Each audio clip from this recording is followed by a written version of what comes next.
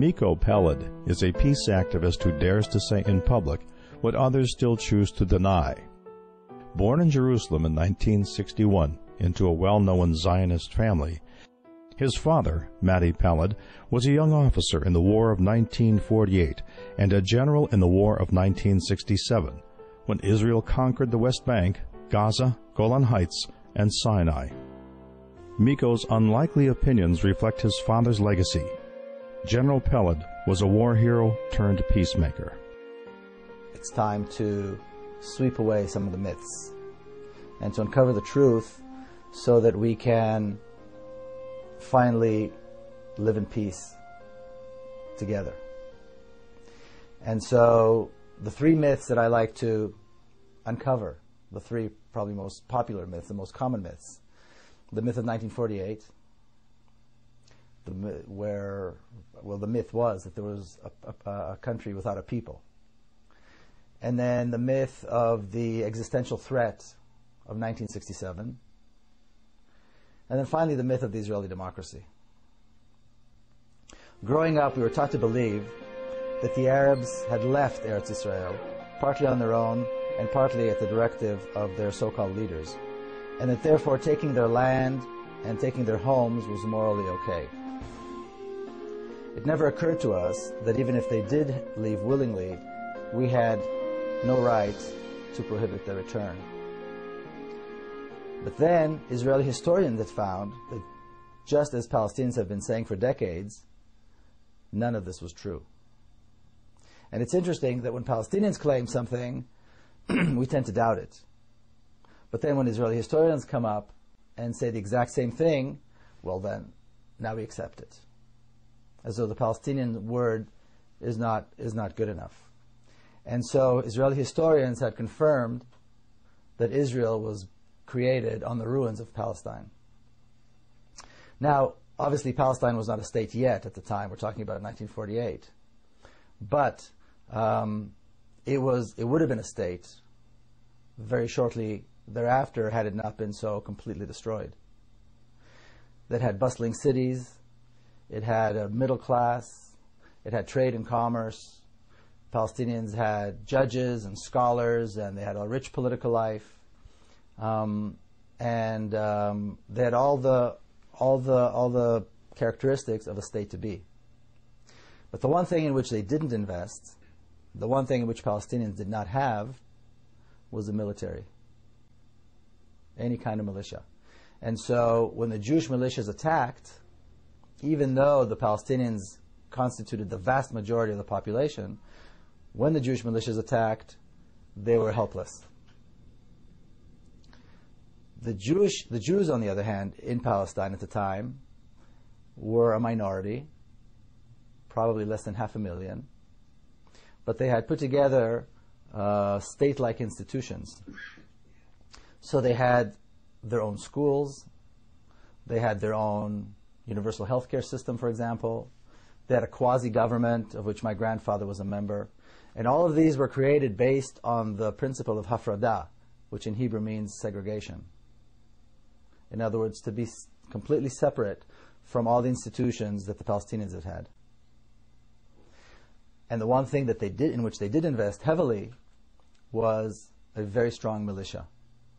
A militia of young men, well indoctrinated, well trained, of which my father was a member.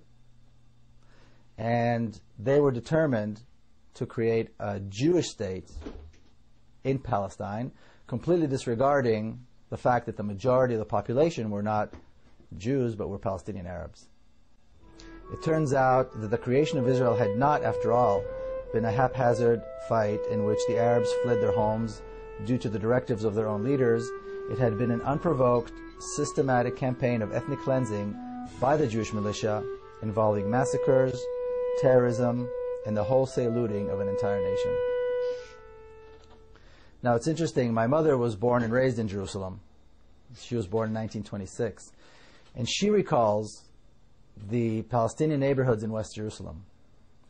And when the residents of these neighborhoods were forced to leave their homes, which are still in Jerusalem, they're beautiful, spacious homes with beautiful gardens, were offered to Jewish families And one such home was offered to her, being the wife of an officer and so forth.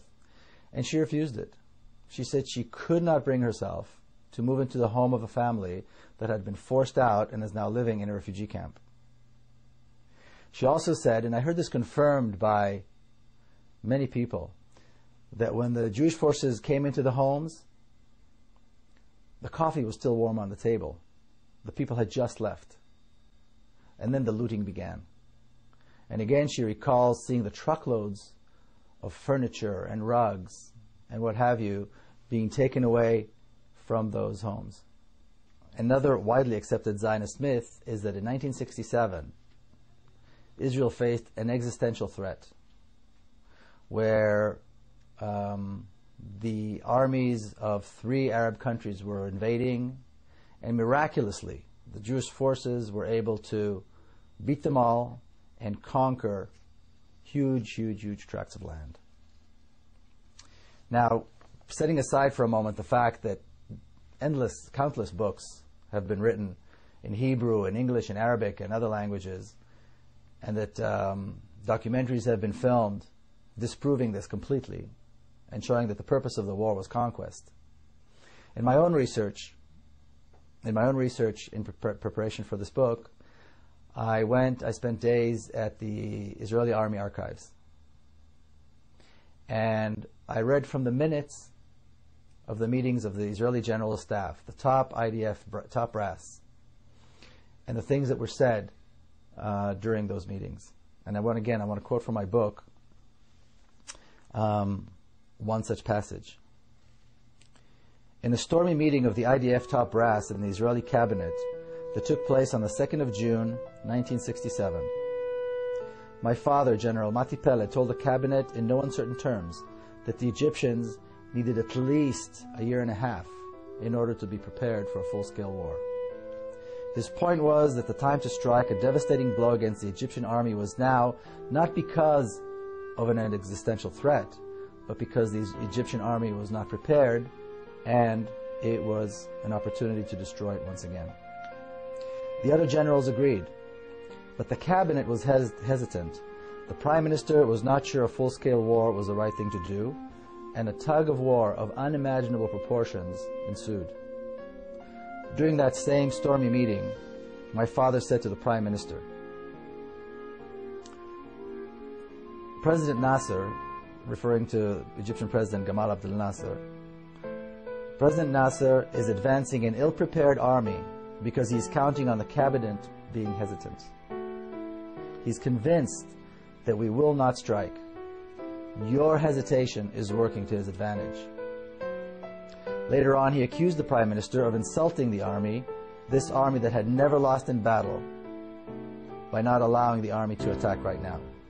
So there was never any mention of an existential threat, just an opportunity to once again assert Israeli strength. In the end, the cabinet succumbed to the enormous pressure placed upon them by the general, and they decided on a preemptive strike that began on June the 5th, 1967. And again, I want to quote from my book.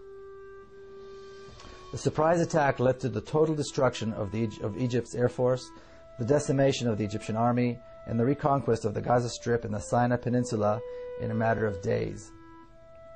The Israeli army also knew that the Syrian army was in shambles and the Jordanians were no match for the IDF strength. After the campaign of Egypt went so smoothly, the generals turned their attention to the West Bank and the Golan Heights, two regions that Israel had coveted for many years. Both regions had strategic water resources and hills overlooking Israeli territory.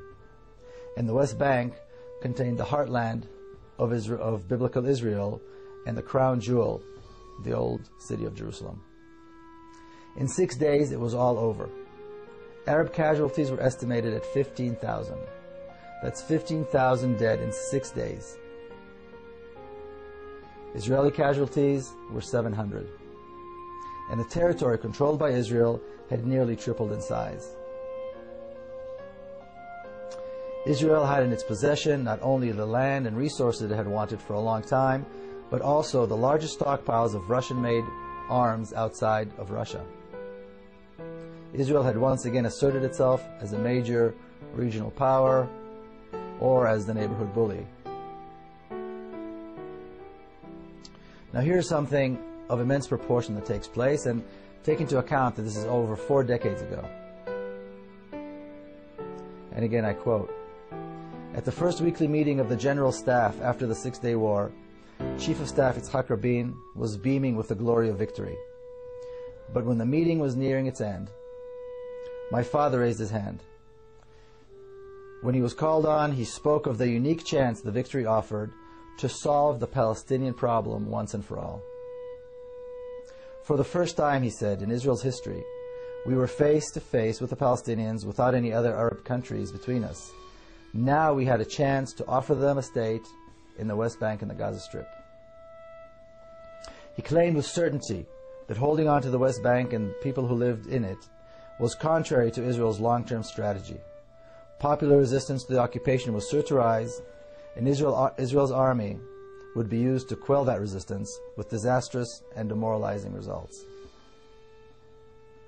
It would turn the Jewish state into an increasingly brutal occupying power and eventually into a binational state. And this is precisely the reality in which we live today, nearly 4.5 decades after that.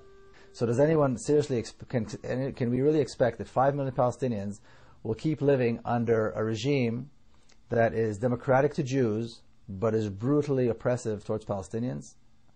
With about 6 million Jews and about 5 or 5.5 million Palestinians living under the same rule, under the same government, but with different laws.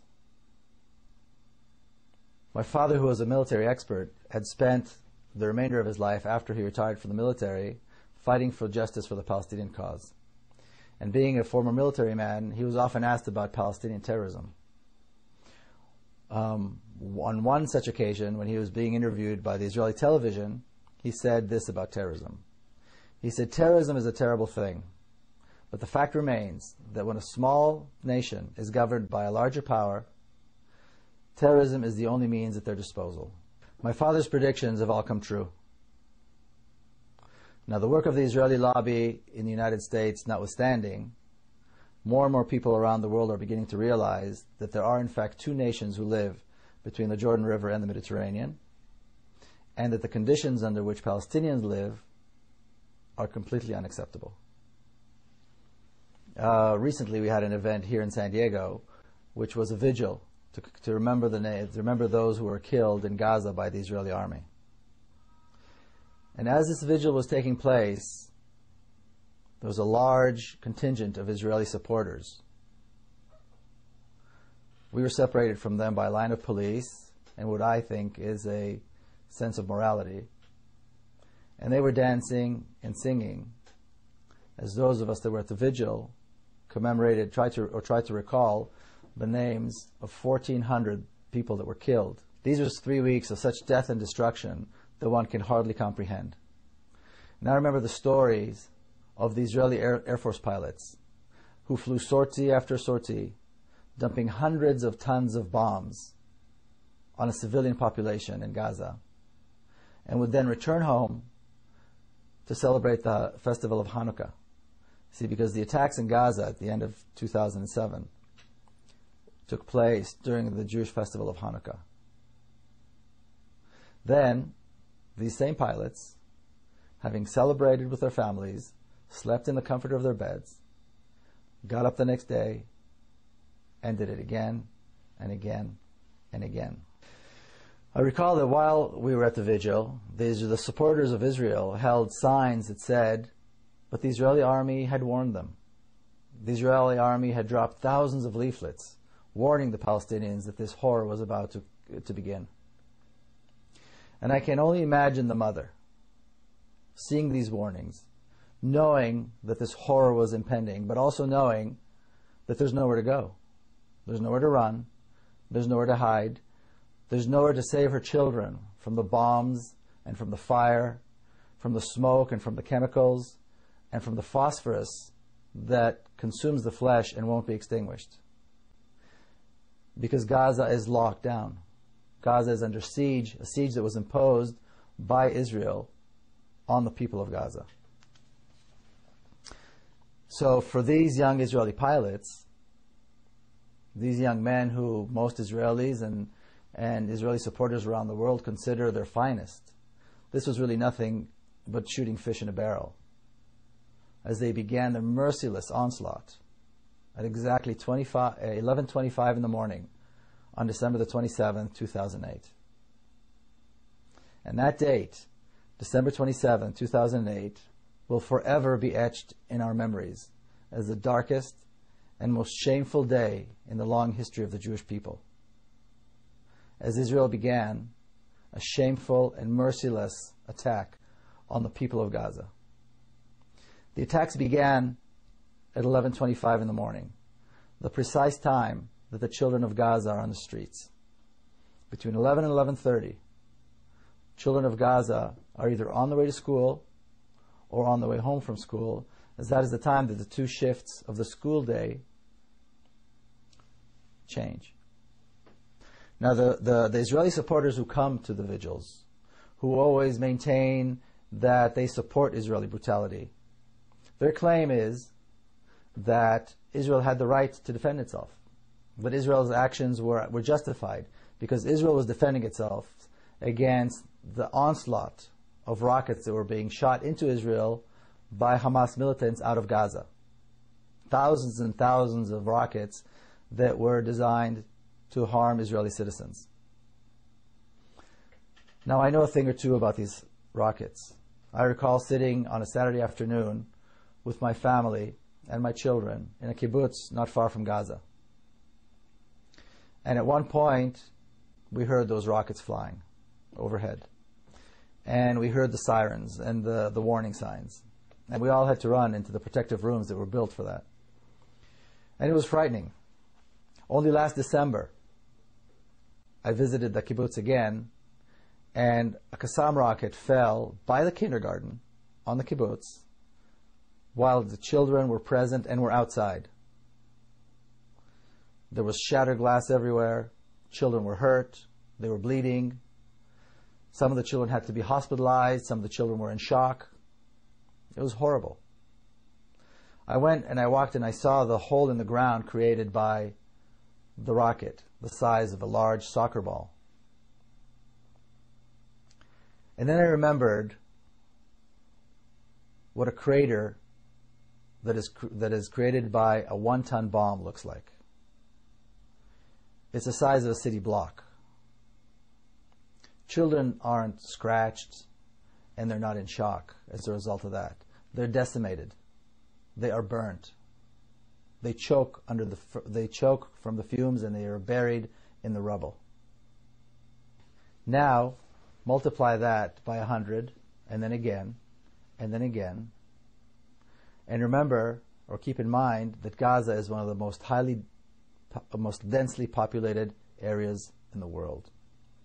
Yet, Israeli supporters will justify this. Many Jewish people will recall the story in the book of Genesis, chapter 18, where God decides to destroy the city of Sodom because they were sinners. And the patriarch Abraham, the shared patriarch of Jews and Arabs, chastises God and says to him, "Wilt thou also destroy the righteous with the wicked? Perhaps there be 50 righteous in the city." You see, Abraham is chastising God. And God promises that if he finds 50 righteous people, he will spare the city. Well, in Israel, there is no Abraham today. And no Palestinians are righteous in the eyes of the Israelis. And as we know, the 800,000 children of Gaza were not spared this horror. You know, I'm often accused of being one-sided and of not mentioning Palestinian terrorism and the suffering that Israelis have to go through. So I'm going to touch on that right now. As my father said decades ago, when a larger power rules a smaller nation, some form of violent resistance is to be expected. And as for my own family's brush with terrorism, in our case it drove all of us to engage with the Palestinians and to reach out. And the same thing happened to me personally. And again, I want to quote a passage from my book, The General's Son. Then, in the fall of 1997, disaster. My niece Madar was killed by Palestinian suicide bombers in Jerusalem. Several hours later, there we were, driving along the road to the cemetery. Police escorted our procession on motorcycles, making way for vans carrying the devastated family members of another Jewish casualty. As we got out of the van, someone approached and asked me to carry the small coffin. My heart felt far heavier than the heartbreakingly slight weight on my shoulders. Israelis and Palestinians, family members and friends, famous leaders and ordinary people, all came to give eulogies and to express their sorrow at this unspeakable loss. Smadar, my niece, was laid to rest near my father, her grandfather, in a small hilltop cemetery just outside Jerusalem. To this day, my sister Nurit cannot forgive herself for leaving her baby girl out alone in the cold, damp ground. But when my sister did come out to greet the mourners, the thousands who came to mourn, she did not ask for retaliation. She did not talk about revenge. The first words that came out of her mouth were these: no real mother would want the same horror to happen to another mother. And I quote again from the book. I stayed in Jerusalem for the week of the Shiv'ah, the 7 days of mourning. It wasn't easy to return home and resume my routines after it was over. How do people do this? I kept thinking to myself. How do people keep on living as though nothing had happened? How many songs have been sung, poems read, and stories written about this feeling, the feeling one has when the unthinkable happens, yet the world doesn't end. It seemed impossible to carry on, but my mother always says that life was stronger than death, and so we went on. But something had changed. I knew I had to do something, and I knew that the right thing to do was to meet with Palestinians. And I did this right here in San Diego, and I was welcomed by the warm embrace of the local Palestinian community. The experience of meeting with Palestinians was comforting, it was liberating, and it was also heart-wrenchingly difficult. It was comforting to know that we're all very similar. And it was liberating to know that we don't have to be enemies. But it was heart-wrenchingly difficult to realize that I did not have full possession of the truth. And that is where I think Israeli supporters, mostly Jews, that's I think where most of them are. And I think it's time for Israeli Jews and American Jews to join what was very eloquently described by Clovis Maksud as the constituency of conscience. You know, one can only imagine what white South Africans went through when they saw that apartheid was coming to an end. Clearly they wanted to hold on to their way of life, corrupt as it may have been. The whites in the southern states were probably trying to hold on as much as they could when they saw the end of legalized segregation and discrimination and racism come to an end in this country. We see this with leaders in the Middle East right now, holding on to the last minute, not wanting to give up their way of life and their control. And Zionists in Israel around the world are now doing the same, trying to hold on. We see brutal tyrants everywhere these days, from Libya to the Gulf states, do the same thing, holding on even as they fall one by one. Now Zionists and their supporters do the same, holding on to the notion that a racist regime can last, that injustice and horror can last, and that crimes against others who are different can go unpunished.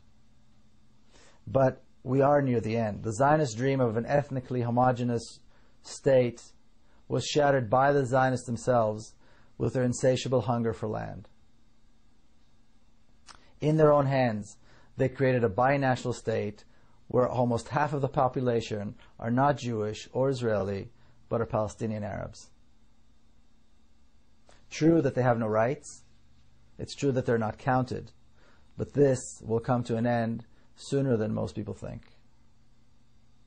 I think it's safe to say that the non-violent resistance movement in Palestine will prevail.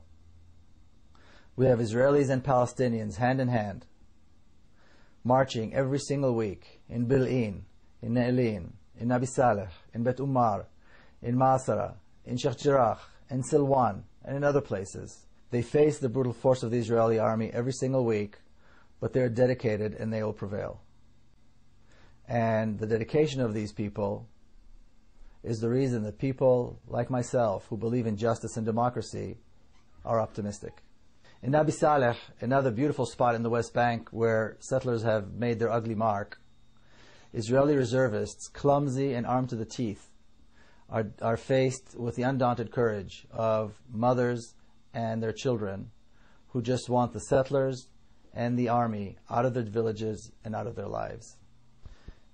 It seems surprising that Israeli soldiers, young men and women who are raised on what is seemingly in a democratic society, are willing to enforce this brutal occupation, because they do it very willingly and they do it very brutally. But what we need to realize that the Zionist education system taught these young men and women that Palestinian life is worthless.